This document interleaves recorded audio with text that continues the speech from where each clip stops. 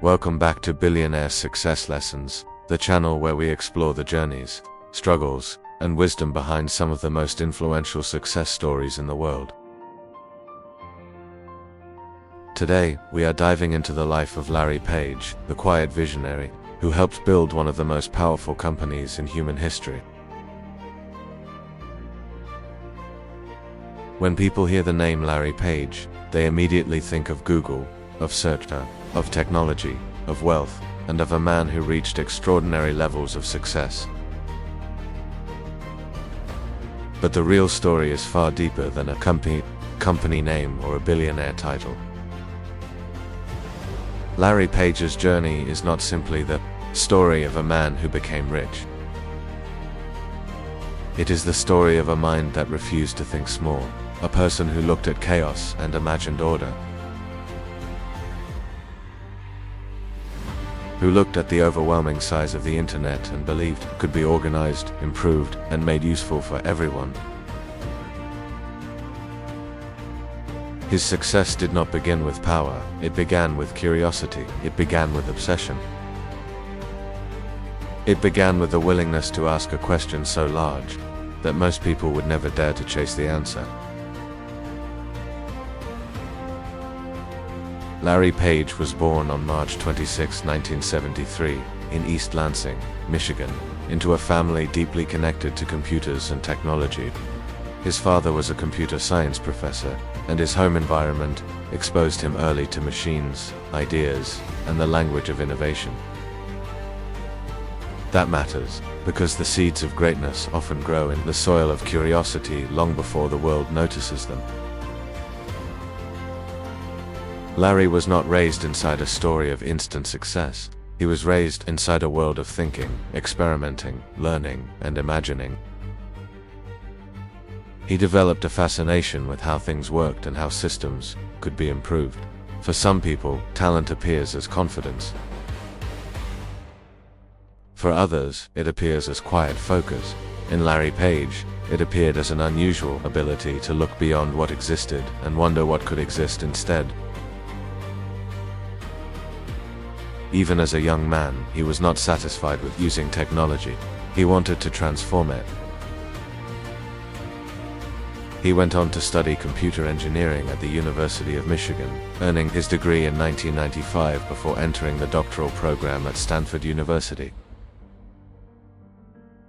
That move would change the direction of his life, and eventually, the direction of the digital world.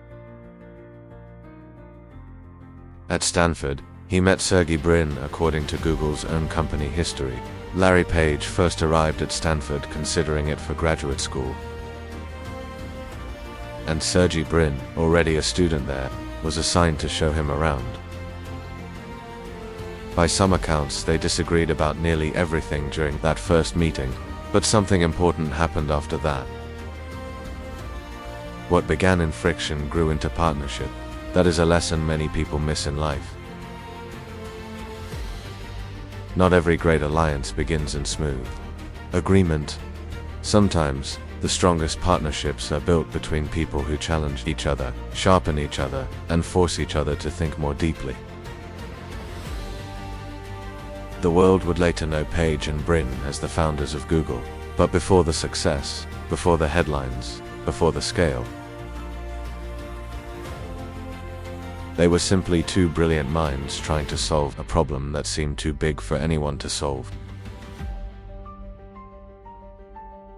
That problem was the internet itself. In the mid-1990s, the web was growing rapidly, but finding useful information was still frustrating. Search existed, but it was limited, clumsy, and often inaccurate. Larry Page became interested in the structure of the web, especially in how links between pages could reveal importance and relevance. Working from his dorm room with Sergey Brin, he helped create a search engine called Back. It used links to evaluate the importance of web pages, and this approach grew into what became known as Page. This was not just another student project, it was the foundation of a revolutionary way to search the internet. Many people dream about building something big, but Larry Page was focused on something even more powerful. He was focused on building something useful, and usefulness, when scaled properly, can become one of the greatest forces in business. The internet did not need more noise, it needed order. Larry Page saw that before most people fully understood how massive the web would become. Soon, Backrub was renamed Google, a play on the mathematical term Google, representing the number 1 followed by 100 zeros. It was the perfect name for a mission that sounded almost impossible: to organize the world's information and make it universally accessible and useful. That mission, now famous, reveals something profound about Larry Page's mindset. He did not think in terms of modest wins. He thought in terms of global utility. He did not ask how to create a decent product. He asked how to solve a problem at the scale of humanity. That is one of the most important lessons from his life. Truly transformative people do not merely chase markets.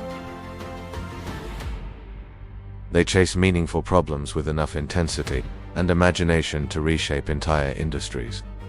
In August 1998, Andy Bechtolsheim wrote a check for $100,000, and Google Inc. was officially born. The company moved from dorm rooms into Suzanne Wojcicki's garage in Menlo Park. Those early days were filled with long nights, unconventional setups, and relentless work. The image is now legendary, but at the time it was not glamorous. It was messy, risky, and uncertain. That is how many great things begin. People often romanticize startup culture after success arrives, but the truth is far less comfortable.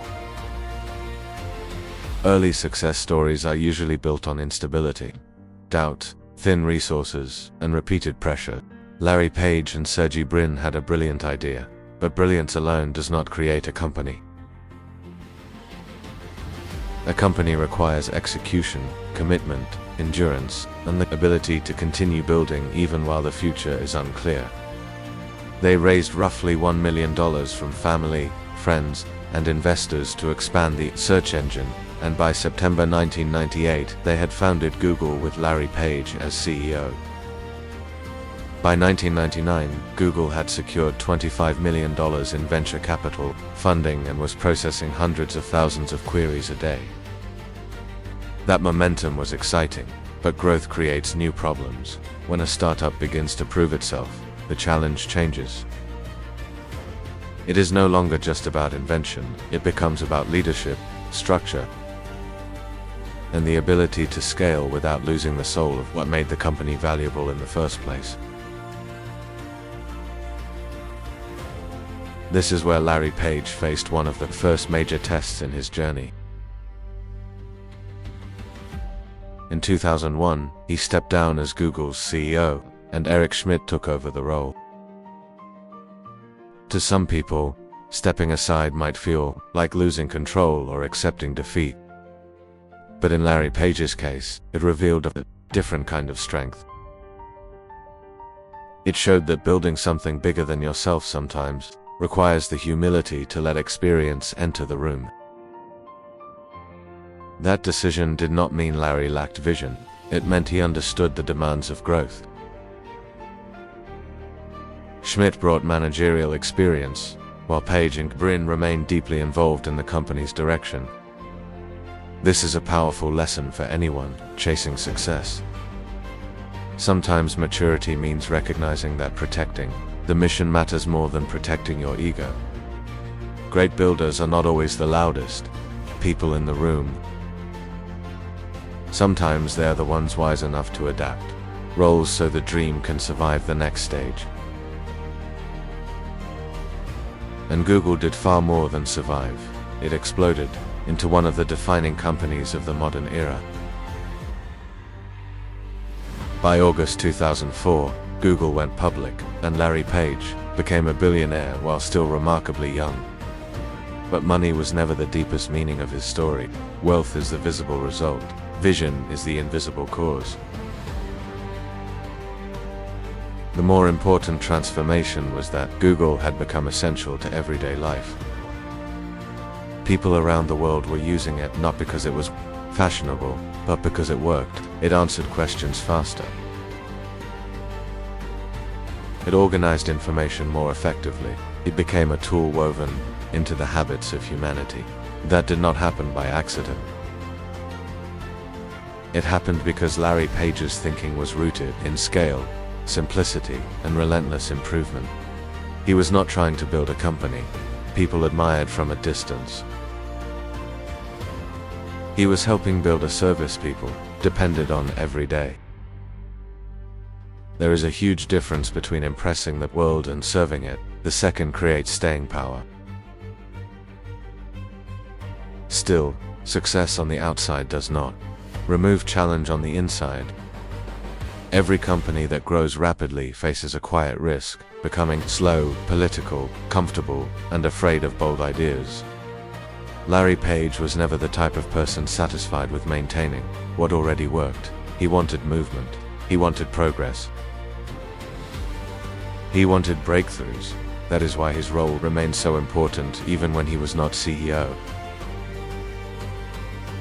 He helped shape the thinking that pushed Google far beyond search. Under the broader leadership of the founders and executive team, Google expanded into services and platforms that would become part of daily life for billions of people. Larry Page's vision was never limited to a single successful tool. He was helping steer an ecosystem. He did not want Google to be known only for what it had already built. He wanted it to keep inventing what came next. In 2011, Larry Page returned as Google's CEO. That return says something important about his journey. Sometimes, leadership comes back to the visionary when the company needs sharper focus, bolder direction, and a renewed sense of purpose. Page's return was not simply a ceremonial move. It reflected trust in his ability to guide Google through a new era. At that point, the company was already huge, but huge companies are not automatically great forever. The larger an organization becomes, the easier it is to drift. Larry Page pushed for more ambition, more clarity, and more willingness to pursue what some called He was deeply interested in the future, not just in optimizing the present. That is one of the defining characteristics of his success. He did not merely manage what existed. He kept asking what should exist next, and in many ways that question separates ordinary leaders from extraordinary ones. Ordinary leaders protect the current system. Extraordinary leaders challenge it, even when they helped build it. Larry Page's way of thinking was different from the traditional style of many CEOs. He was often described as quiet, intensely analytical, and deeply focused on big ideas. He was not famous for theatrical speeches or emotional storytelling. Instead, his power came from conviction, intelligence, and a rare willingness to think several moves ahead that can be misunderstood. In a world that often celebrates noise, people sometimes overlook the strength of the quiet visionary. But quiet does not mean weak. Reserved does not mean uncertain. Larry Page's life is a reminder that influence does not always arrive with dramatic words. Sometimes it arrives through precision, persistence, and the disciplined pursuit of a better system. He believed in asking bold questions. Why should information be hard to find? Why should technology be limited by old assumptions? Why should companies stop at what is already proven? Those questions helped define not only Google's culture, but also its appetite for building the future. Then came one of the most important structural changes in his career. In 2015, Google was reorganized under a new parent company called Alphabet, and Larry Page became Alphabet's CEO. The reorganization allowed Google's core business to sit alongside other ambitious projects under a broader structure. This was not just a corporate move, it was a philosophical move. It showed Larry Page's belief that great companies should not become prisoners of their original success. They should create room for experimentation, long-term thinking, and bold bets that might not fit neatly inside the main business. That takes courage, because investors often love predictability, while visionaries often feel called toward possibility. Alphabet was Larry Page's way of protecting possibility. It was a declaration that the future should not be limited by the convenience of the present. And yet, even visionary leadership carries personal costs. The path to enormous success is rarely clean or easy. Building something at the scale of Google means living under pressure most people will never fully understand. Every decision can affect millions, then billions, of people. Every misstep is public. Every major move is debated. The weight of expectation grows heavier as success grows larger. Larry Page's story may seem polished from far away, but no one reaches that level without sacrifice. There are years of mental pressure hidden beneath the headlines. There is the burden of constant decision. There is the loneliness that can come with carrying a vision others do not fully see yet. There is the challenge of staying creative while the world turns your work into an institution. These are not dramatic details that always make the news, but they are part of the truth. Success at that level is not only about having ideas. It is about enduring what those ideas demand, from your mind, your focus, and your life. One of the deepest lessons in Larry Page's journey is that revolutionary success often starts with a simple but powerful habit. Thinking from first principles instead of copying the crowd. He looked at search differently. He saw links not as random connections, but as signals of authority and usefulness.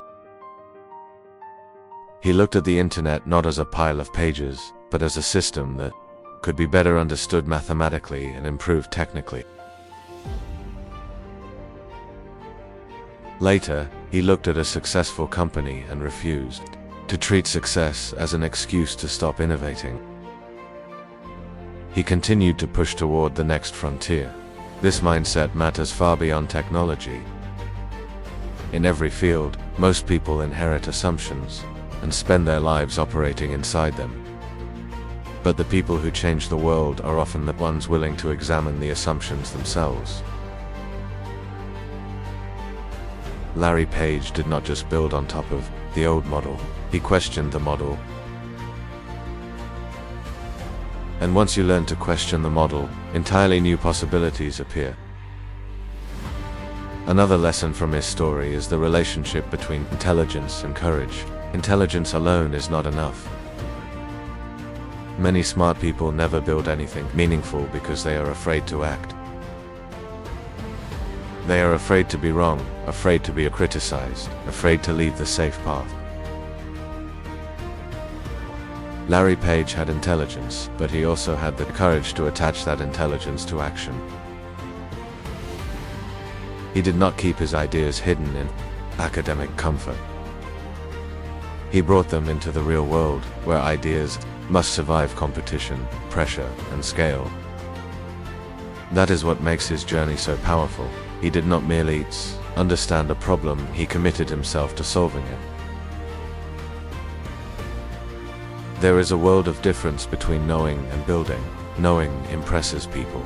Building changes lives. Larry Page chose building.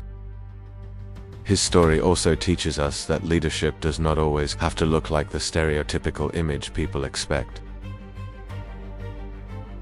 Some leaders dominate rooms with charisma, others transform industries with clarity. Larry Page belongs to the second group. He shows that you do not need to sound like everyone else to achieve extraordinary things. You do not need to perform confidence in a conventional way. You do not need to chase attention. What matters is depth of thought, conviction of purpose, and the willingness to carry a vision for years.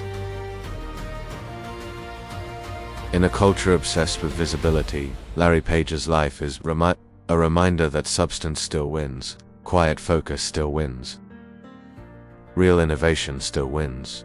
The world may celebrate the loud voices first, but history tends to remember the builders. In December 2019, Larry Page stepped down as Alphabet's CEO. Sundar Pichai took over as CEO of both Google and Alphabet, while Larry Page remained on Alphabet's board. Larry Page's long-term influence did not disappear when he stepped back from daily operations. That detail matters because it shows that success does not always mean staying in the spotlight forever.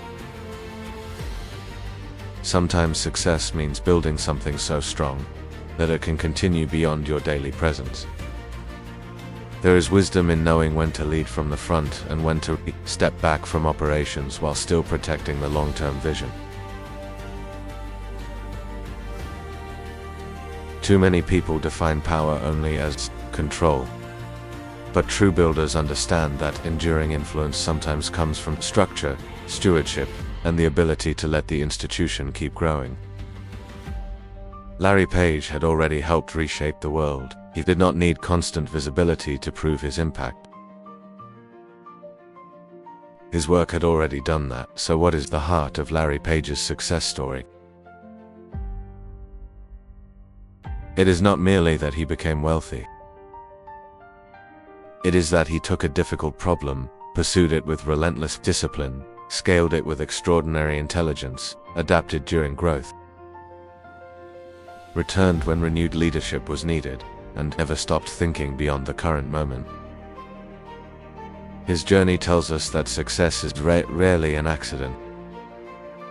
It is usually the result of deep curiosity, long-term commitment, intellectual courage, and a willingness to keep moving when the path is uncertain. The garage, the algorithms, the funding rounds, the leadership changes, the public offering, the return to CEO, the creation of Alphabet. The step back from day-to-day power, none of those moments alone defines him. Together they reveal a life built around one central belief: the future can be improved if someone is willing to think boldly enough and work hard enough to improve it. And maybe that is why Larry Page's story matters so much today. Because most people, at some point in life, face a choice between comfort and possibility. Comfort says, stay with what is known. Possibility says, take the harder road and build what does not yet exist. Comfort protects you from embarrassment. Possibility risks failure. Comfort gives you approval from people who like safety.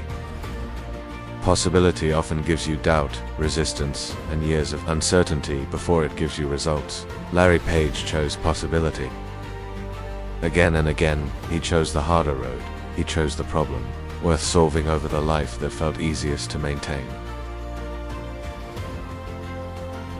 And because of that, he did not simply succeed within the world as he found it. He helped change the world itself. So for everyone listening on Billionaire Success Lessons, let Larry Page's journey remind you of something powerful. You do not have to start with fame. You do not have to start with money. You do not have to start with the world believing in you. You need a real question, a real commitment, and the courage to keep building before the applause arrives. Larry Page did not become Larry Page overnight. He became who he is through patience, thought, risk, adaptation, and an almost stubborn devotion to solving something that mattered. That is what makes his life more than a billionaire story. It makes it a blueprint for meaningful achievement. And perhaps the most moving lesson of all is this: the greatest success is not merely becoming powerful. It is building something that outlives your title, your daily presence, and even your voice in the room. Larry Page helped create a tool that billions of people use, a company that transformed how humanity finds information, and a culture that gave permission to think bigger. That kind of success is rare. It is not just financial, it is structural, it is historical. It is the kind of success that changes how the world works. And every extraordinary legacy begins the same way, with one person willing to believe that what seems impossible today may become ordinary tomorrow. If only someone is brave enough to begin. If the story of Larry Page teaches us anything, it is this: protect your curiosity, trust big ideas, stay humble enough to adapt, and stay bold enough to build. Because sometimes the quietest dreamers become the people who leave the loudest mark on history.